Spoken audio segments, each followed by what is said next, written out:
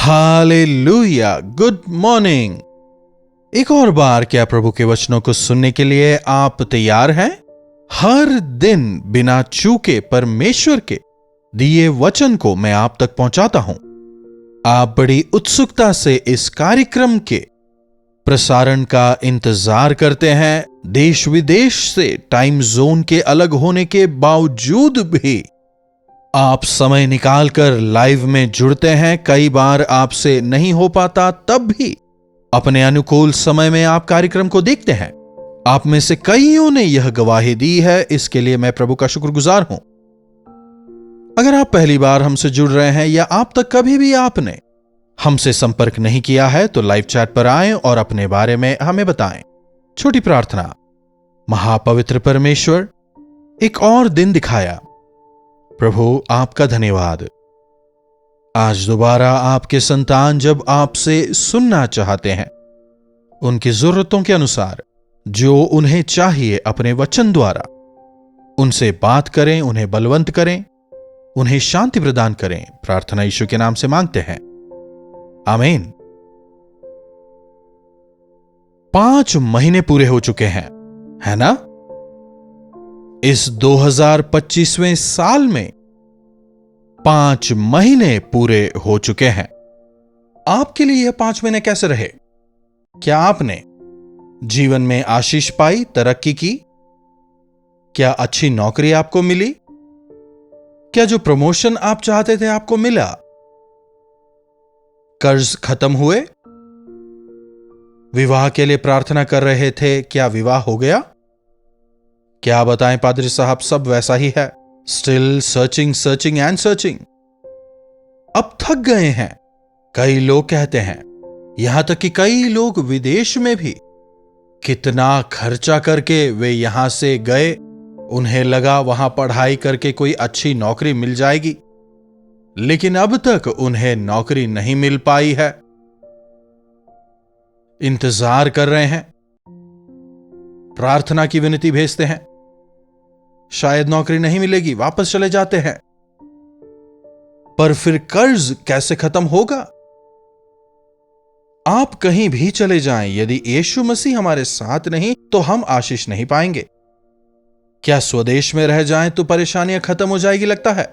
चाहे कोई भी कहीं भी जाए, सबकी अपनी अपनी परेशानी होती है। यहां के लोगों की अपनी परेशानी, वहां के लोगों की उनकी अपनी परेशानी, यहां तक कि कई सारे बड़े बड़े देशों तक की हालत खराब है। एक जमाने में पूरे संसार पर उनका प्रभाव हुआ करता था, लेकिन आज धीरे धीरे कर उनकी कोई भी नहीं सुनता। कब क्या होगा, ऐसी स्थिति में ही इंसान आज जी रहा है। वाकई में जब हम आसपास के माहौल के विषय में सुनते हैं, जब उनके विषय में हम सोचते हैं, हमारा भविष्य कैसा होगा, हमारे बच्चों का क्या होगा, यह भय हमें सताता रहता है।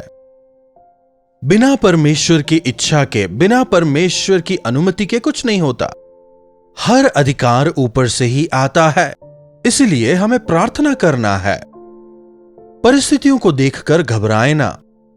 वाकई में इन बीते 5 महीनों में जितनी परेशानियों को हमने सहन किया, यदि हम उन्हें याद करें तो काफी हताश हो जाएंगे। इन 5 महीनों में हमने क्या किया, हमने क्या हासिल किया, क्या पाया, यही सोचते हैं। ऐसे सवालों के साथ जीने वाले कई हैं। कई लोग दर्द में हैं। हम कैसे यह जानते हैं? अगर आप पूछें तो आप ही हमें अपने बारे में बताते हैं। आप में से कई लोग हर रोज व्हाट्सएप के जरिए अपनी गवाही हमारे साथ बांटते हैं। आप किन समस्याओं से, परेशानियों से होकर गुजर रहे हैं, अपने प्रार्थना विनतियों को आप हमारे साथ बांटते हैं। सभी, चाहे ज्यादा पैसे वाले हों या फिर कम, सबके अपने अपने दर्द हैं। हर इंसान किसी न किसी दर्द के साथ ही जी रहा है। विलाप गीत की पुस्तक से मैं एक वचन को पढ़ना चाहूंगा, देखिएगा। विलाप गीत की पुस्तक 3 अध्याय की 18वीं आयत से, इसीलिए मैंने कहा मेरा बल नाश हुआ और जो मेरी आशा यहोवा पर थी टूट गई है। मेरा दुख और मारा मारा फिरना मेरा नागदौने और विष को स्मरण करें, मैं उन्हीं के विषय सोचता रहता हूं और मेरा प्राण ढला जाता है। अपने दर्द को याद करते हुए, अपनी परेशानी को याद करते हुए, अपने कड़वे अनुभव को याद करते हुए, अपनी कमी घटी को याद करते हुए, अपने धोखों को याद करते हुए, अपनी विफलताओं को, अपनी निंदाओं को याद करते हुए मैं रो रहा हूं, आंसू बहा रहा हूं। सुनिएगा, जब तक हम हमारे दर्द को, हमारे पराजय को, कड़वे अनुभवों को, हार को, धोखों को याद करते रहेंगे, रोते रहेंगे, आंसू बहाते ही रहेंगे, दुखी ही रहेंगे। लेकिन कवि यहां कह रहा है, परंतु मैं यह स्मरण करता हूं, इसीलिए मुझे आशा है। जब मैं अपनी परेशानियों को, तकलीफों को, दर्द को याद करता हूं तो निराश हो जाता हूं, परंतु मैं यह स्मरण करता हूं इसलिए मुझे आशा है। क्या स्मरण करता है बताइए? परमेश्वर के प्रेम को, परमेश्वर की दया को, परमेश्वर की महाकरुणा को। यदि परमेश्वर पर विश्वास रखें, आशा पैदा होती है, उम्मीद बंधती है। 5 महीनों में क्या हुआ छोड़ दीजिए, आज महीने की आखिरी तारीख है, 5 महीने गुजर चुके हैं, लेकिन आज ही से मेरे जीवन में प्रभु एक नया कार्य आरंभ कर रहे हैं। मैं उनकी महाकरुणा पर विश्वास करता हूं। अपनी भलाई को प्रभु मेरे जीवन में पूरा करेंगे, विश्वास करें, क्योंकि 22वीं आयत, हम मिट नहीं गए, यह यहोवा की महाकरुणा का फल है, क्योंकि उनकी दया अमर है। जी हां, बीते दिनों में जो कुछ हमारे साथ घटित हुआ भयंकर था, कठोर था, काफी अधिक क्रूर था, भयानक था, फिर भी अगर आज हम जीवित हैं तो वह परमेश्वर की महाकृपा है। थोड़ा नुकसान हुआ, हां, दुख उठाना पड़ा, पीड़ा सहन करनी पड़ी, अपमानित होना पड़ा, लेकिन फिर भी हम अब तक जीवित हैं, हम मिट नहीं गए। कितने लोग हमारे सामने मिट गए विभिन्न कारणों की वजह से, एक्सीडेंट्स में, आपदाओं में, हर रोज हम सुनते रहते हैं, लेकिन आप, मैं, हम अब भी जीवित हैं। अगर परमेश्वर की स्तुति करने का सबसे बड़ा कोई कारण है तो वही यह कि आज आप और मैं जीवित हैं। कुछ लोग कहते हैं जीने का क्या लाभ है, लेकिन यदि आप अपने जीवन में प्रभु यीशु को जकड़े रहें, अपने जीवन में हम चमत्कारों को देखेंगे। पुरानी बातों को सोचकर बैठे ना रहें। जिंदगी हमेशा ऐसी ही रहेगी ऐसा ना सोचें।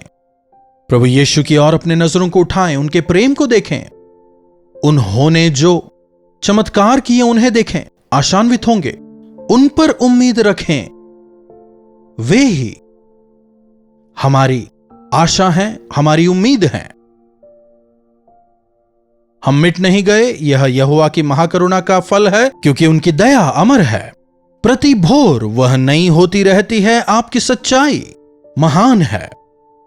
प्रति भोर उनकी महाकरुणा नई होती रहती है।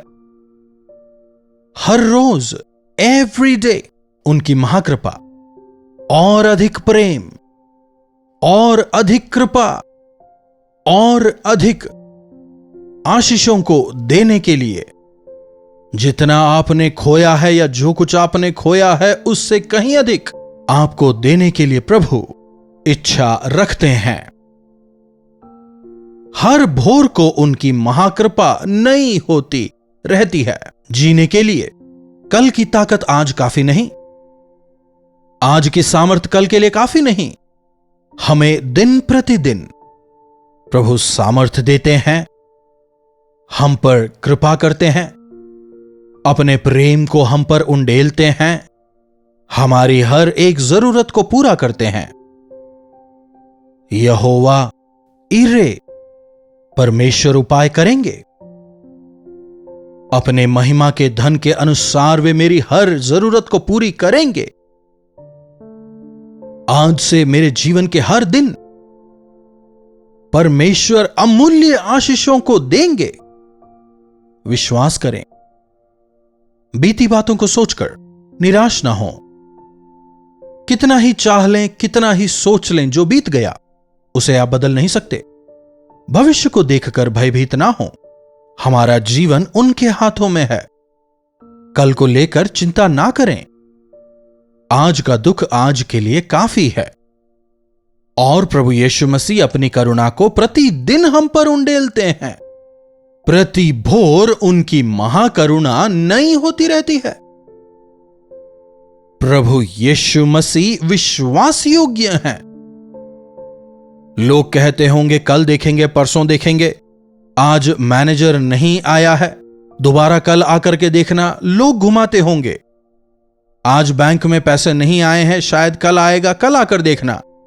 प्रभु यीशु ऐसे नहीं है। दिन प्रतिदिन उनकी करुणा नई होती रहती है। आपकी जरूरतों को वे हर रोज पूरा करते हैं। जब ऐसे महान प्रभु हमारे हैं, किसी भी बात को लेकर हमें चिंतित नहीं होना। बीते दिनों में अपने जीवन में आपने जहां कहीं नुकसान उठाया, जहां आप अपमानित हुए, जहां आप पर दोष लगाए गए, जहां आपको नीचा किया गया, जिन लोगों के बीच आप शर्मसार हुए, जहां आपको धुतकारा गया, उन्हीं के बीच ऊंचा करने के लिए, जहां आपको शर्म से अपने चेहरे को छुपाना पड़ा, उन्हीं के बीच प्रभु आपके सर को ऊंचा करेंगे। विश्वास करें।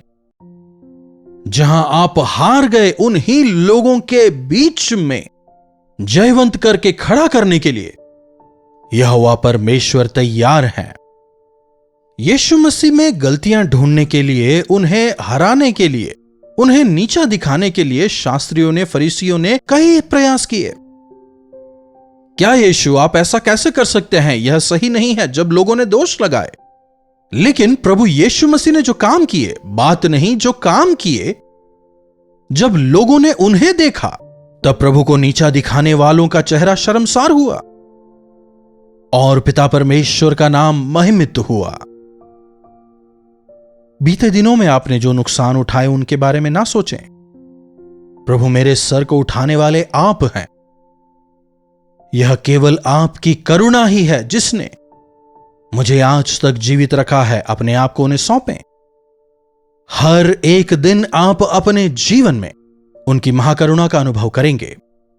आज से मैं तुम्हें आशीषित करूंगा, यह वचन। हो सकता है बीते 5 महीनों में आपने इसका अनुभव नहीं किया है, लेकिन आज से निश्चय करुणा और भलाई जीवन भर तेरे संग बने रहेंगे। प्रभु का वायदा है, मैं तुम्हें ना कभी छोड़ूंगा ना त्यागूंगा। इस पर विश्वास करें।